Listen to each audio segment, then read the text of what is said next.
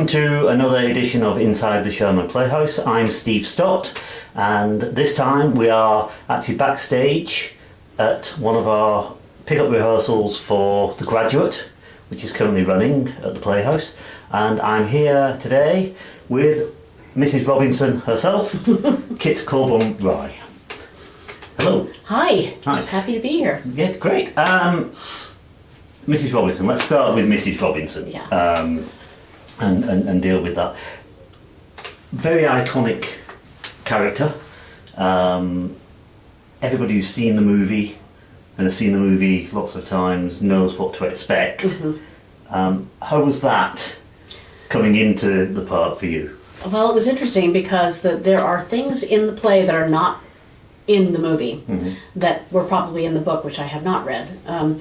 And so that was interesting, revealing a couple of scenes that really reveal a lot about the character that I didn't really register seeing the movie.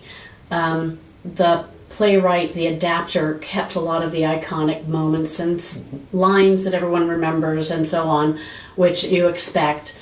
But also seeing the scene with Elaine and Mrs. Robinson, when they are drunk and it's been revealed what's going on, there's just a little bit of, you get to see a little bit more pathos, a little bit more interest and background about Mrs. Robinson and why she does what she does and what drove her to seek out this young man and develop this relationship. And it's just interesting. It's very informing.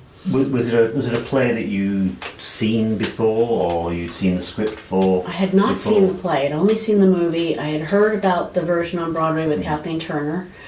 And I, of course, YouTubed what I could about it. Yeah. There really wasn't much online, but I was intrigued to see what the differences were between the play and the movie, and there's always some fundamental differences. And Yes. and there are scenes with Mr. Robinson and Benjamin and his father that are not in the play. And they play really well on stage. Yes, and, exactly. And absolutely necessary to understand what comes later. And this role for you is not your first time at the Sherman Playhouse. No, this is my 5th play here, I think. Started with Parsons in 1984, which was fun. I was a skinny Parsons. Yes. That was a lot of fun. I really enjoed that. And you were in that as one of the bad guys. As a guard, you were an excellent bad guy. And then it was Blythe's Spirit and Tartuffe back to back, and then it was Other Desert Cities last summer with a wonderful cast, and now here I am here. And this is one of those bucket list roles, so I'm really pleased. Well, I was going to ask you about the roles, but clearly you keep coming back. I like it here. To the Playhouse. This is a very welcoming environment. It's a very, as an actor, it feels safe. It's a safe place to do theater. There's no backbiting, there's no strife backstage. Everything always seems there's a lot of camaraderie, a lot of mutual support, positive attitude, and it's just a joy to work here. I won't say compared to other theatres, but again, you've got quite a wide spread as far as where you've worked, particularly in the Hudson Valley. You're a resident of Fishkill, if I'm correct, and so you've tended to be further west. Further west. Are there any? Do you feel there are any differences either in the types of production that you've been involved in some of the other theatres compared to sort of Connecticut? I know it's only a few miles really, but this is the only theatre I've worked in Connecticut, and I've worked in several in New York. So, but I do feel as though I was telling somebody this the other day. There seems to be a different level of sophistication in the audiences here, and I can't place my finger on that really. I feel as though many people here go to the city to see theater, and they are experienced theater goers. They know what they're seeing, and they appreciate it in a different way than some theaters in the Hudson Valley. And I don't quite know why that is. And there's also an actual reviewing system here. There are publications that review theater. Yeah. In my area, not so much. They used to, but really the reviews are more like a book report or a synopsis. They're not really a critical evaluation of the performance of the production. So that's a difference. But there are other differences that, like we were talking about there's a theater in Wappingers Falls that I'm on the board for, and their methodology is very different here, and the structure of the way they do things, and that's another joyful place to work because it's the same sort of atmosphere. Yes, well, the term community theatre tends to span a wide range of approaches, from virtually professional to let's put on a show. Right. And I think I agree with you. The Playhouse kind of sits probably further towards the top end of that, but we're not stuffy theatre people, I don't believe. But, no. And that kind of also takes me on to your experience on screen, because you're quite an experienced screen actress as well. Commercial, yes. I've done some network national commercials, and they've been lucrative and lovely, especially when my son was very young. It gave me some flexibility to do things, that I couldn't. And the beauty of that is that you do your work during the day. The shoot happens during the day, and then you go home, and then the residual checks just start coming. And that's joyous. That you get to go to your mailbox and what's here today? Oh boy, it's a nice thing. So because I still pursue that. You trained in theatre in Florida. Yes, if I'm right. Bachelor's from Florida State. Okay, and when did you first step into that sort of commercial world? Was that when you got a bit more time from family, or was that something you've always done? Yeah, I mean, I did some print things in Florida, where my family, my parents lived, and but when I moved to New York City, I sort of evolved into the commercial world. I was just being sent on a lot of non-union regional commercials, Ford dealerships and things like that, and then I got the notice of an agent a casting director who said, "Oh, I'm going to get you a real agent," and connected me with somebody who dealt with mostly union stuff. They started sending me on auditions, and I started booking them. So that's when I realized, hey, you can do this for money. It's really nice. Yeah, and I also understand that you're involved with HBO. Well, there's a movie shooting in the Hudson Valley and in Connecticut. I think they're all over this area right now. Mark Ruffalo is producing it, and it's called I Know This Much Is True, and it's based on a Wally Lamb book that he bought the rights to several years ago, and since he's on hiatus from Marvel, he's shooting in the area, and there are a lot of actors locally working on that, so I have some time booked next week to work on a scene, so that's fun too. Yes, yeah, it seems like you get a diverse sort of acting experience at the moment. Yeah, just whatever's there that presents itself that I feel right pursuing. Yeah, it's really interesting. In the interim based in New York City, I was working with a cruise ship as a cruise ship entertainer. So I did 4 contracts, I think. Sitmar, which no longer exists. Holland America, the Noordan. I was part of a 4-part soprano, alto, tenor, bass singing, dancing group, and then Cunard Countess, I was a magician's assistant, which was a riot. Well, I've got to ask you, were you ever cut in two? No, I wasn't cut in two. He did Grand Illusion, but that was not one of his things. Right. We did the Metamorphosis, where he's standing on top of a crate, and I appear 2 seconds later from being in a trunk and tied up with a cord and tied up, and suddenly I'm in a different outfit, and it takes place like that. But you can't tell us how it's done. I cannot tell you how it's done. I am sworn to secrecy. But I do remember being in a sword basket. I should back up. The magician, his wife, was his assistant. Craig Diamond and Crystal. I don't think they're still performing anymore, and she was a Brit, and her visa had expired, so he needed a fill-in. So I stepped in at the last minute. She was 4 inches shorter than I was. So all of her costumes and all the equipment was designed for her.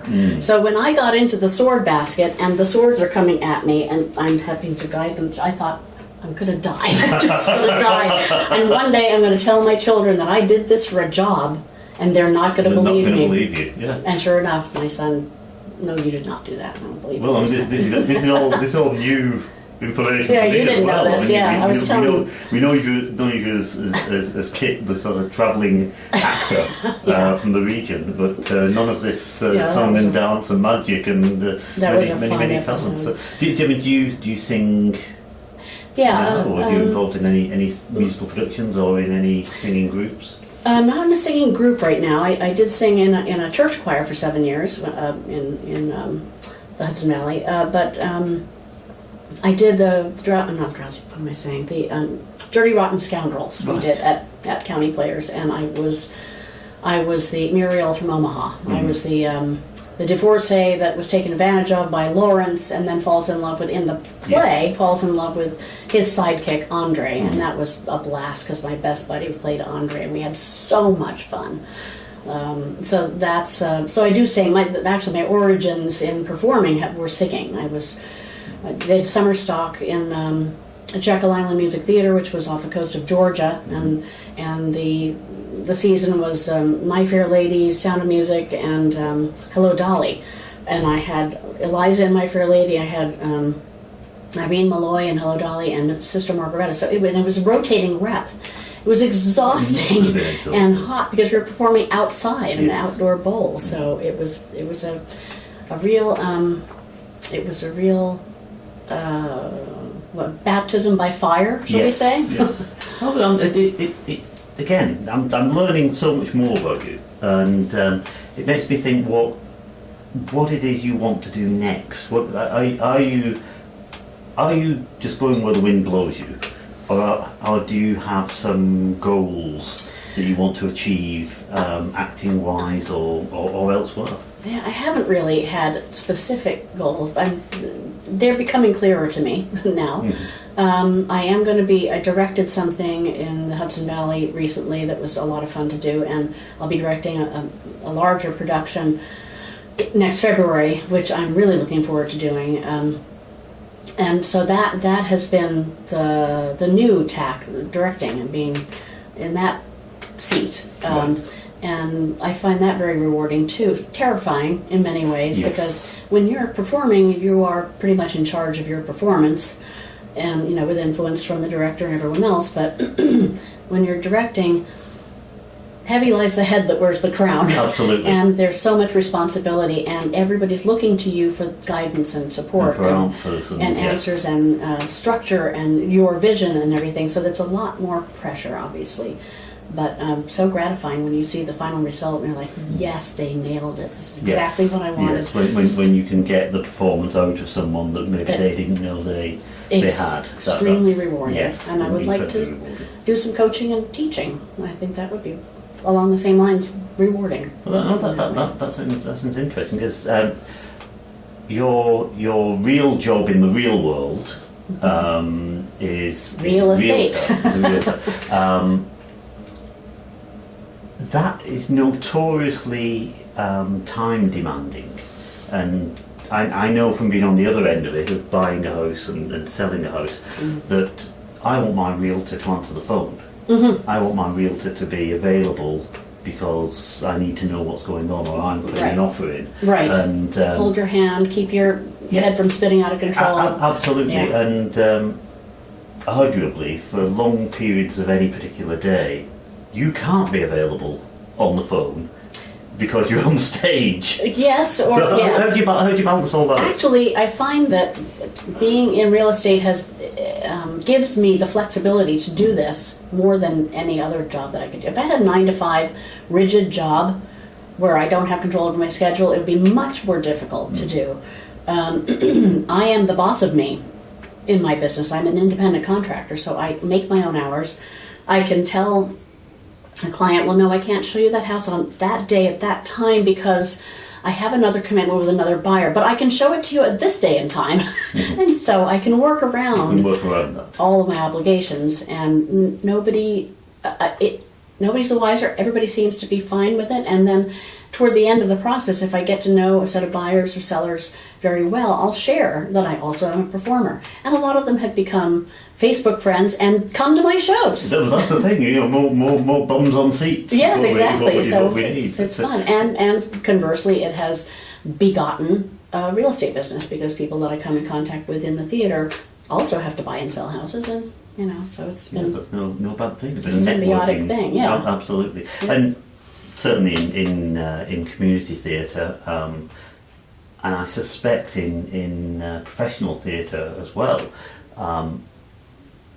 there are a lot of contacts to be made, and a lot of people involved do have other strings to the bows. Well, being a professional theater actor is not a lucrative profession unless you're in the heady, top end of Broadway or whatever. So many actors have other professions that allow them to pursue their passion, and it's just the way it is. Because I was looking at a job on an island off the northeast coast last season, and it would have been like a couple $100 a week, and there's no earthly way I could afford to do it. No. Just couldn't do it. No. Plus being away from my regular business. Yes. It's just the way it is sometimes. So. Yes. No, I can imagine. Before we wrap up the interview, one thing I just needed to talk to you about, and that was Wales. So you perked up. I don't mean Moby Dick. No. I know that your family are originally from the UK, mm-hmm. And specifically from Wales, and you're very proud of your Welsh heritage. Which part of Wales does your family come from? Do you know? Yes, my mother was born in Cardiff, Caerdydd, and she was raised in the Rhondda Valley. Her father was a superintendent of a mine, so they lived in the big house on top of the hill, and she was an only child. And all of the other kids were the children of the miners themselves, and so they kind of poo-pooed her and avoided her. So she had kind of a tough upbringing in that way. But my mother has imbued my sister and I with a fierce nationalistic pride in being Welsh. Yes. Like we're part of some weird cult, and we sort of are. Well, that's being Welsh. Yes, we are. I have a Cymru sticker on the back of my car, and we have been back many times. We still have a lot of family there. I'm Facebook friends with a cousin twice removed, and we exchange information all the time. It's very interesting. And it's a source of a lot of pride. So the Rhondda Valley is the South Wales, where much of the coal mining happened. My grandmother lived in Fellinbach, near Lampeter, and she was about a half an hour from Aberystwyth, which is right on the coast. Yes. And I saw, there's a TV show on called Hinterland right now. I don't know if you've seen it. I haven't seen it. I don't know whether it's Showtime or HBO or I can't remember which outlet, but that particular episode was set in Aberystwyth, and it was so much fun. It's a murder mystery. It's like NCIS Wales. Right, okay, giving a lot of dead sheep. Yeah, lots of sheep. Yeah, I'm sorry.